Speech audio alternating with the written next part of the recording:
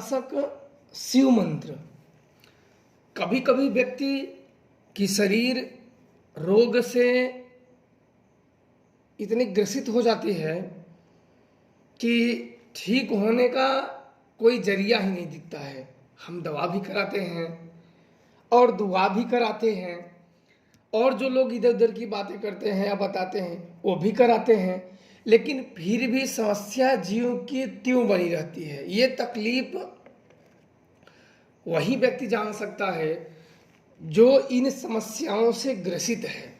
बाकी जो इन समस्याओं से ग्रसित नहीं है वो तो सुनेगा और निकल लेगा, क्योंकि जिसके ऊपर जब दुख पड़ता है वो उस चीज़ को एहसास कर सकता है और महसूस कर सकता है कि दुख होते क्या है और शरीर की समस्याएं क्या होती है।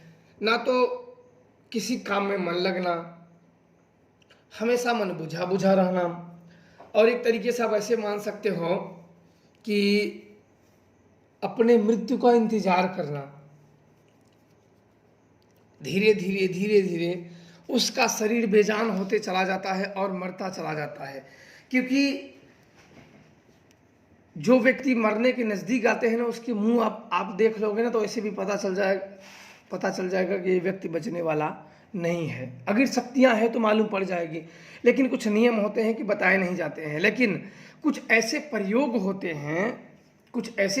होते हैं जो इन सब कामों से बहुत चमत्कारिक तौर से निजात दिला सकते हैं और जीवन बचा सकते हैं। मेरा कहने का मतलब ये नहीं कि सभी जन को बचा देंगे, क्योंकि मैं जो बताता हूँ मैं इधर उधर की बात नहीं, मैं सीधी सीधी और साफ साफ बताता हूँ।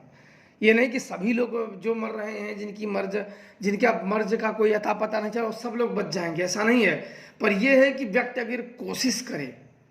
अगर कोशिश करे और उनमें अगर मेहनत करे और उन शक्तियों को अगर प्रसन्न कर पाए तो मेरा यह मानना है कि जरूर से जरूर वो जीवन बचा लेगा। और इसमें बात आती है, कुछ लोगों का ये मानना होता है कि भाई अभी बूढ़े हो गए हैं, मर जाएंगे। लेकिन जब वो ईश्वरीय कृपा से क्या नहीं हो सकता है। व्यक्ति जब मरने के कगार पे आके अमर हो सकता है। ऋषि मार्कंडेय को भगवान शिव ने वरदान दिया था 12 वर्ष की उम्र में आपकी मृत्यु हो जाएगी। उनके माता पिता को जब तप किए तो बोले कि आपके किस्मत में संतान सुख नहीं है, फिर भी आपने मेरी तपस्या की है। इसका मतलब आप समझ सकते हो कि तपस्या का फल कभी भी निष्फल नहीं जाता है। उनके भाग्य में पुत्र प्राप्ति का नहीं था, लेकिन फिर भी महादेव की उन्होंने तपस्या की तो महादेव प्रकट हुए। महादेव बोले, उन्होंने कहा कि मुझे पुत्र प्राप्ति चाहिए।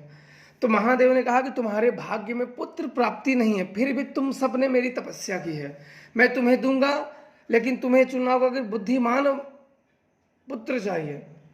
तो उसकी उम्र अल्पायु होगी। अल्पायु का मतलब होता है कि 12 वर्ष। जब व्यक्ति कुछ जानने समझने की काबिलियत रखता है तभी उसकी अल्पायु उम्र होती है कुछ जानने, तब वो दूसरे स्टेज में प्रवेश करता है। तो आप बताएं कि अल्पायु में मृत्यु हो जाएगी, और नहीं अगर आजीवन उम्र चाहिए तो ये विचित्र मतलब पागल रहेगा। पागल का मतलब कि किसी काम का नहीं।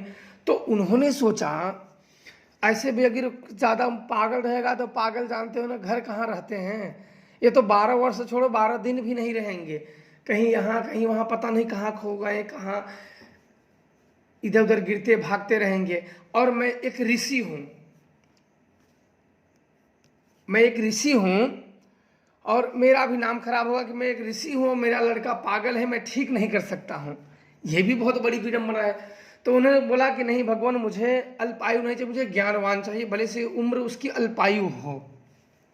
तो बोले ठीक है, तथास्तु। इसके बाद दिन बीतने लगा। अब सोचो, महादेव स्वयं बोले कि तुम्हारी मृत्यु 12 वर्ष में हो जाएगी। सोचो, सोचने वाली बात है, सोचते चलो। इसके बाद दिन बीतता गया। 11 साल के हो गए ऋषि मार्कंडेय 11 साल के हो गए।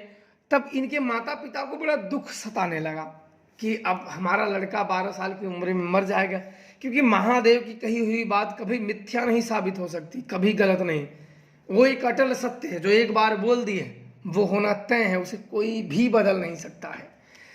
तो ये सब भी बड़े चिंतित में होने लगे दोनों माता पिता उनके, कि अब तो 12 वर्ष की उम्र में मेरे बच्चे की मृत्यु हो जाएगी। अब सोच, अब करें भी तो करें क्या, स्वयं महादेव ने कहा था, वो कोई उपाय नहीं। तो इसके बाद ऐसे टेंशन में चलने लगा उम्र। टेंशन तो हला उन्हें पहले से ही था, हम अपनी भाषा में बोले टेंशन, उनके बारे में चिंता उन्हें पहले की। भाई किसी के भी अगर पता हो कि मेरा लड़का या ये इतनी उम्र में उसकी डेथ हो जाएगी, मर जाएगी, तो उसे आजीवन टेंशन होगा जब तक उसका याद आएगा। तो वो टेंशन रहा, तो बात ऐसे बीतते लगी। तो उन्होंने एक दिन अपने माता पिता को बड़ा टेंशन में देखा, ऋषि मार्कंडे। तो बोले, माता पिता आप इतने टेंशन में क्यों रहते हो?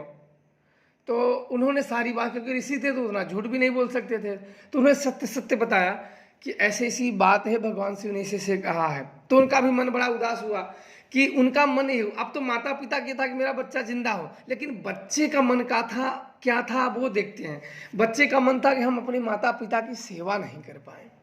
माता पिता ने हमारी इतने तप जप किए, इतने बड़े किए, लेकिन हमें माता पिता की सेवा करनी चाहिए थी, पर हम वो नहीं कर पाए। तो चलो हम वो जंगल में निकल गए, ऋषि मार्कंडे जंगल में निकल गए। और इसके बाद वो लगे एक शिवलिंग के पास लगे जपने मंत्र का। और वो देखो जो मंत्र मुंह से निकला, ये मंत्र किसी ने उन्हें बताया नहीं था, उनके मन में ये मंत्र उत्पन्न हुआ। ये मंत्र महामृत्युंजय मंत्र उत्पन्न हुआ, इनके मन में सिर्फ ऐसे आया, और वही मंत्र भगवान शिव का इसी मंत्र द्वारा स्तुति करने लगे। मार्कंडे इसी मंत्र द्वारा स्तुति करने लगे।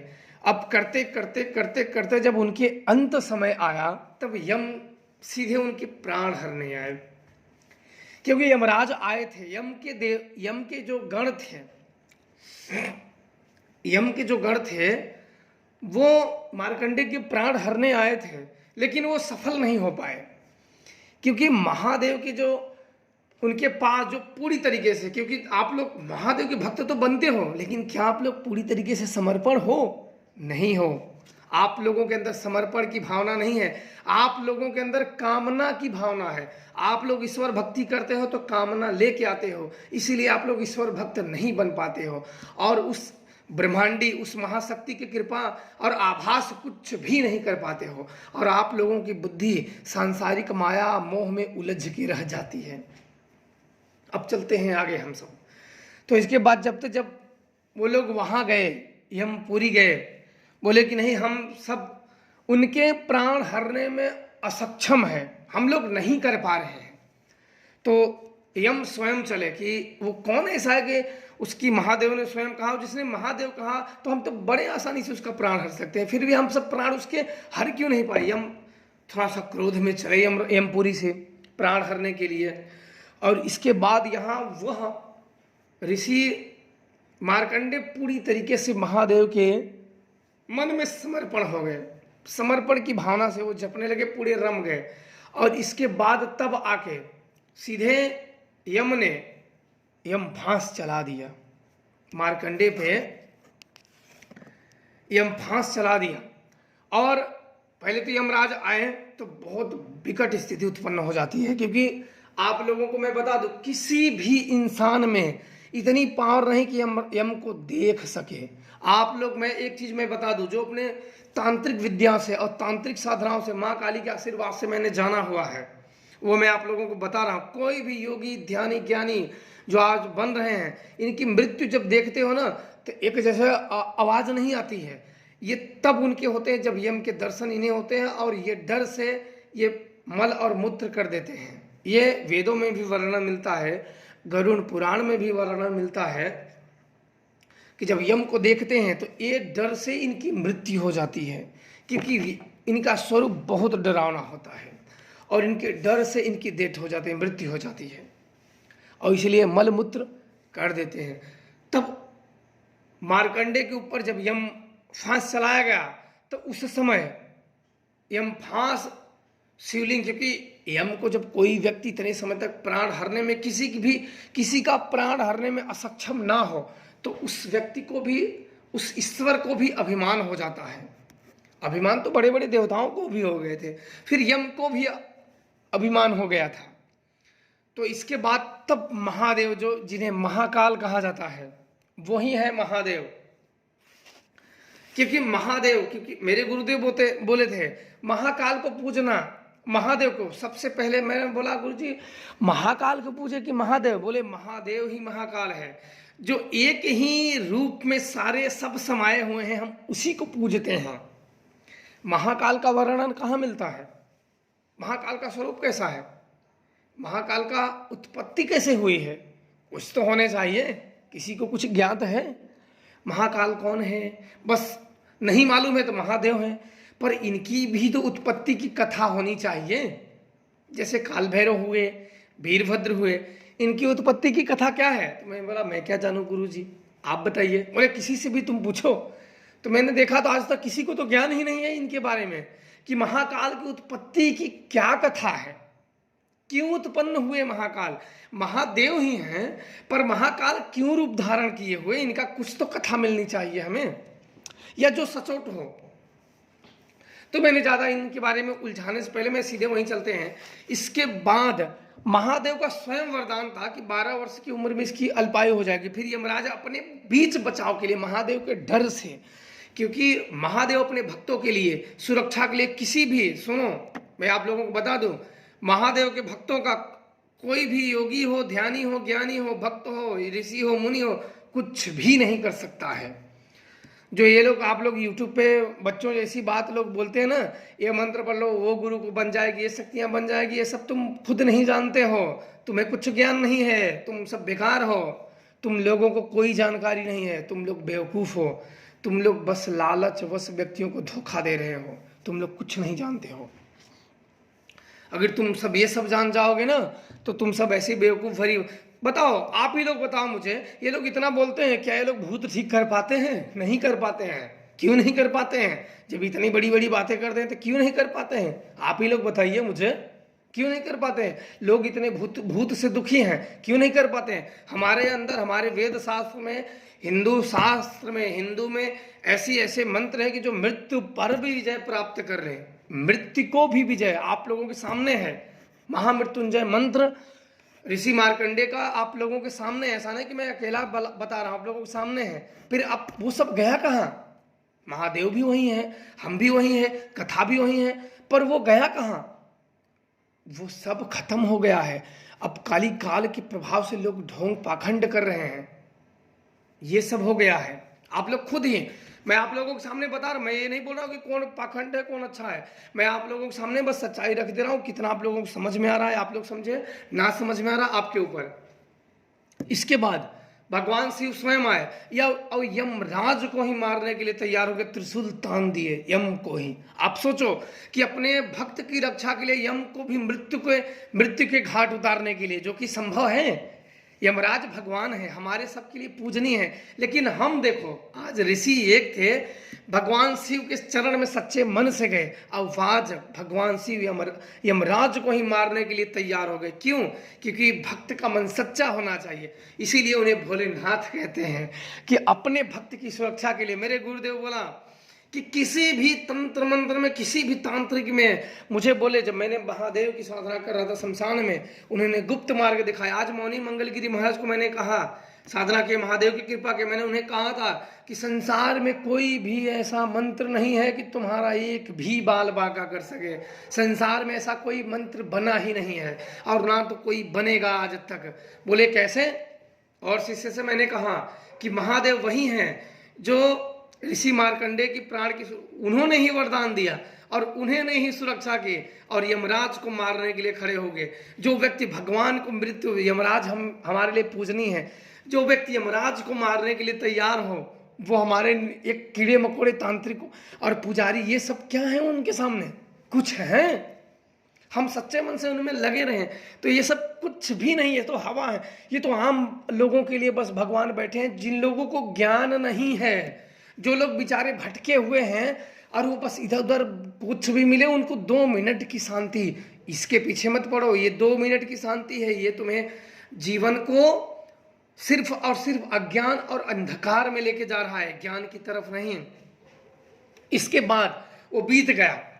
भगवान सब जानते हैं, सब लोग जानते हैं कि महादेव ने वरदान दिया आजीवन अमरता का। अब देखो वही महादेव 12 वर्ष का वरदान दिए हैं कि तुम मर जाओगे, और फिर वही महादेव आजीवन कि जब तक तुम नहीं चाहोगे तुम्हारी मृत्यु नहीं होगी।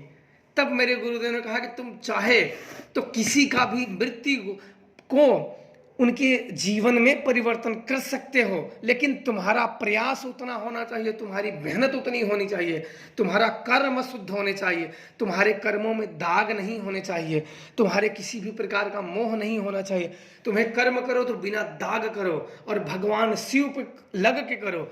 वो व्यक्ति मरे छोड़ो या मर भी हो सकता है, मरने की तो बात छोड़ो, ऐसा कोई भी व्यक्ति नहीं है, ऐसा कोई रोग नहीं है, ऐसा कोई शोक नहीं है, ऐसा कोई मोह नहीं है जिसे महादेव मिथ्या ना कर सके, जिसे झूठ ना कर सके।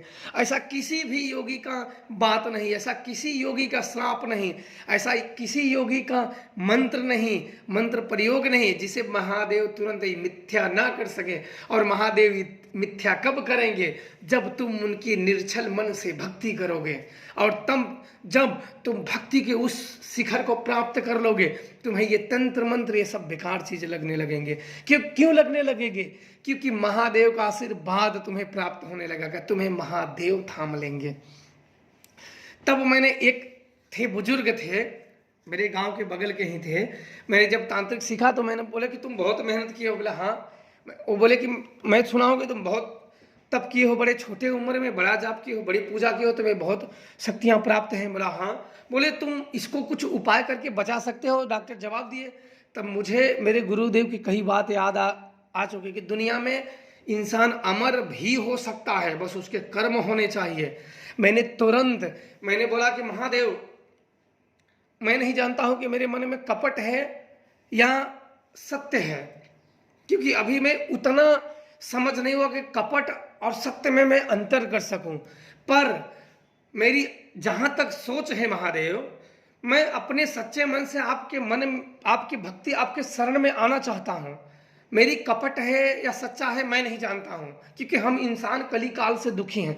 पर अगर मेरे मन में कपट है तो उस कपट को महादेव आप दूर करें। मैं आपके सच्चे मन से, हृदय से भक्ति आना चाहता हूं, आप मुझे थामिए और भक्ति को एक उच्च स्थान प्राप्त करिए मेरे, और इस व्यक्ति को आप ठीक करिए। मैं आपका जप कर रहा हूं और मेरी लाज आप रखिए महादेव। बस हम लोग दीन दुखी हैं, संसार में कोई व्यक्ति पूर्ण नहीं है, ना तो किसी भी व्यक्ति को मेन तंत्र का ज्ञान है। मैंने सीधा महादेव से कहा कोई भी ऐसा व्यक्ति नहीं है जिसे मेन तंत्र का ज्ञान हो। पर महादेव मैं आपकी शरण में हूं। मैं लोगों के सांसारिक या किताबी ज्ञान या लोगों के तंत्र मंत्र क्यों नहीं लेता हूं, या क्यों मैं किसी की वीडियो या किसी की चीज नहीं देखता हूं? क्योंकि मुझे पता है कि किसी के मंत्र सत्य नहीं है, किसी के भी मंत्र सत्य नहीं है। महादेव जो दे वही सत्य है। क्योंकि आप लोग मानते हो ना कि महादेव गुरु हैं, तो गुरु जो दे वही सत्य है। पर आजकल के लोग क्या है, तुम सब क्या हो? अरे गुरु के ये है, गुरु को वो है। तुम सब वो नहीं हो, तुम सब मिथ्या हो, तुम सब झूठ हो, तुम सब कलिकाल के प्रभाव से तुम सब धन के लोभी हो गए हो। तुम्हारे ऊपर इच्छाओं का पहरा हो चुका है। तुम सिर्फ अपने मृत्यु का सामान जुटा रहे हो। तुम बहुत कर सकते हो, बहुत कर सकते हो। झूठ बोल के अपने लोगों को जट सकते हो, बहुत क्या कर सकते हो।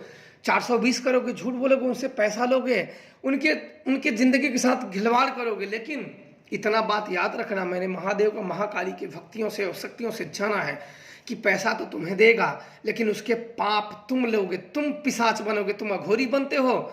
नहीं, तुम अघोरी नहीं हो, तुम दुरात्मा हो, दुष्ट आत्मा हो। तुम्हारे अंदर जो आत्मा है वो दुष्ट आत्मा है, और तुम उसका आह और पाप अपने सिर लेके इस धरा पे तुम प्रेत बन के भरोगे, और जो तुम्हें देगा वो मुक्त हो जाएगा। यही नियम है। तुम लो, बेशक लो, तुम्हारी बुद्धि जैसे ठग सको ठगो, लेकिन सत्य तुम नहीं जानते हो। जिस दिन सत्य तुम्हारे सिर पे गिरेगा ना, तुम रोओगे, तुम सोचोगे। तुम्हें भी, ये ठग करने वालों को भी मेरी बात, उन्हें ज्ञान है कि कोई भी उन्हें कुछ नहीं पता है, कोई भी क्रिया करते हैं उन्हें क्लियर ज्ञान नहीं होता है, ये हट ही जाएगा। लेकिन महादेव में जब समर्पण हो जाओ, महाकाली में जब समर्पण हो जाओ, तब सब चीज वो सिखा देती हैं। तब मैंने उनके लिए अपने मंदिर पे, जहाँ मैंने सुना था कि यहाँ साधु संतों का मठ है, मैं निर्छल मन से मेरे पास गया और बोला कि महादेव मेरे पास कुछ नहीं है।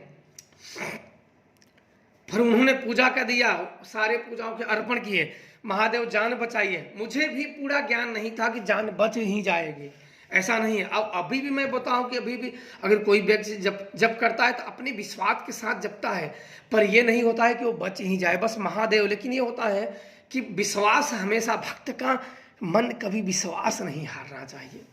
फिर मैंने विश्वास के साथ महादेव के जप किए। मैं गया, जाता था, नदी में डुबकी लगाता था, नदी में से बाहर निकलता था, लुंगी, शरीर उघार, शरीर में किसी भी प्रकार के कोई वस्त्र नहीं, एक रुद्राक्ष माला और महादेव का ध्यान। मेरे मन में यही था, एक गले में रुद्राक्ष की माला और गले में रुद्राक्ष माला, मन में महादेव का ध्यान। यही मंदिर पे चल के बस चल देते हैं और आके बैठ जाते थे। मेरे अंदर तब किसी भी प्रकार का कोई ना शिष्य बनाने की इच्छा, न कोई जटने की इच्छा, न कोई कुछ नहीं इच्छा। बस गले में रुद्राक्ष माला और मन में महादेव का नाम, बस यहीं चल के बस लग जाते थे। हे महादेव, जब जाते तो फिर मुस्कुराने लगते थे, महादेव आज आपके चरण में, आज जैसे आज मैंने जप कर लिया, महादेव की कृपा मुझे नहीं हुई, वो व्यक्ति ठीक नहीं हुआ। फिर अगले दिन महादेव फिर आपके मैं चरण में आ गया, वो व्यक्ति अभी ठीक नहीं हुआ, महादेव मेरे नामों का भी लाज रखना, महादेव मैं आपकी भक्त हूँ, अगर उचित हो कोई बात नहीं, रखना ना रखना, हम सब तो इज्जत बिज्जत हमेशा ही झेलते रहते हैं महादेव। इंसान ही इज्जत देता है, इंसान ही इज्जत करता है, फिर भी महादेव कोई बात नहीं, लेकिन नाम की इज्जत आप रखना, जिस उद्देश्य से आए हैं महादेव, आशीर्वाद देना कि नाम की इज्जत आप रख लेना। आप चाहे तो कौन सी बात को मिथ्या नहीं कर सकते हैं, ऐसा किसी का भी कोई ज्ञान नहीं है जो आपके सामने व्यर्थ ना हो। महादेव हो सके तो आशीर्वाद बनाए रखना और नाम का मर्यादा रखना। फिर वही में जपते जपते वो व्यक्ति ठीक हो गया, सब कुछ, डॉक्टर भी जवाब दे दिया, बड़े बड़े इलाहाबाद, बनारस, बीएचयू, बड़े बड़े डॉक्टर जवाब दे दिए, लेकिन आज भी व्यक्ति वो जिंदा है और जी रहा है और अच्छे के साथ जी रहा है। मुझे लगता है कहीं ये अमर तो नहीं हो गया, क्योंकि अभी भी बीमारी का नाम नहीं, अभी शरीर, जैसे कोई बूढ़े भी होते हैं लेकिन शरीर टौटेक रहता है, चलने फिरने में, बोलने में, सब कुछ। तब मैंने देखा कि इस दुनिया में कुछ भी हो सकता है, लेकिन मूर्ख इंसान भटके हुए हैं अपनी छोटी सी कामनाओं के लिए। तो इसलिए महादेव हर व्यक्ति की चाहे कैसी भी वो मदद करते हैं, लेकिन मदद वहां तक अपनी पुकार पहुंचनी चाहिए, वो शेर मन होना चाहिए कि वहां तक हम महादेव के पुकार तक पहुंच सके। मैं क्यों बोलता हूं कि दुनिया तंत्र मंत्र ये सब कुछ भी नहीं कर सकते हैं, कोई भी वचन नहीं, कुछ काम नहीं आते हैं। क्यों? क्योंकि जब महादेव के सच्चे मन से भक्त रहोगे ना, ये तंत्र मंत्र कुछ भी नहीं काम करते हैं, कुछ भी नहीं, किसी का भी कोई तंत्र मंत्र सब बेकार है। महादेव की सिर्फ भक्ति ही सही है। अब वही कृपा से, वही उनके ही कृपा से जब मैं कुछ मंत्र आप लोगों को देता हूं कि ये मंत्र अगर वो लोग कर पाए, वो कर पाए, तो जाहिर सी बात है कि कुछ कर पाएंगे। अगर महादेव के प्रसन्न ही नहीं कर पाओगे तो फिर मैं क्या करूंगा भाई? महादेव ही कार्य को अंजाम देते हैं, जब आप लोग उन्हें ही नहीं कर पाओगे तो फिर मैं क्या करूंगा? मैं भी तो आप लोगों की तरह इंसान ही हूं, पर यह है कि मैंने भक्ति करके वो चीज़ जाना है। मैंने ये शमशान के भी कैटेगरी को जाना है, क्योंकि मैंने शमशानी साधनाएं की हुई है, तो वो भी आप लोगों को जल्द ही बताएंगे। ये थी मेरी महादेव की से संबंधित वार्तालाप। जाहिर सी बात है कि आप लोगों को समझ में आया होगा। समझ में आया तो ज़रूर आप लोग लिखिए कि समझ में आया कि नहीं आया। बाकी आप लोगों पे महादेव की कृपा बनी रहे। मैं इसलिए बोलता हूँ कि हम सब भी इंसान हैं, मरेंगे एक दिन ही, लेकिन कम से कम मन में अच्छी सोच होनी चाहिए हमेशा। तो आप लोग खुश रहिए और प्रसन्न रहिए। जय श्री महाकाल।